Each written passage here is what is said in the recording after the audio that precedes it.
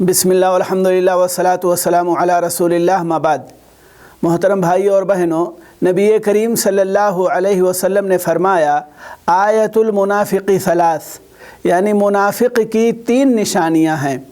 اذا حدث کذب، جب وہ بات کرتا ہے تو جھوٹ بولتا ہے، واذا وعد اخلف، اور جب وہ وعدہ کرتا ہے تو خلاف ورزی کرتا ہے، واذا اؤتمن خان، اور جب وہ امین بنایا جاتا ہے تو وہ خیانت کرتا ہے۔ یہ حدیث صحیح بخاری میں 6095 نمبر پر ہے۔ نفاق کی 2 قسمیں ہیں۔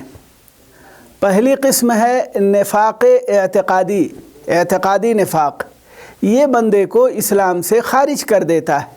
اعتقاد کا نفاق بندے کو اسلام سے خارج کر دیتا ہے، جیسے اسلام ظاہر کرنا اور اندر کفر چھپانا۔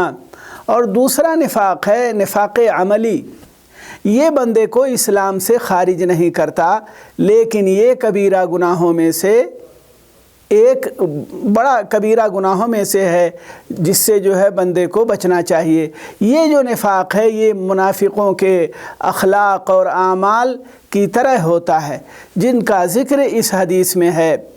تو ہمیں جھوٹ بولنے، وعدہ خلافی کرنے اور خیانت کرنے سے بچنا چاہیے، جیسا کہ اس حدیث میں ڈرایا گیا ہے۔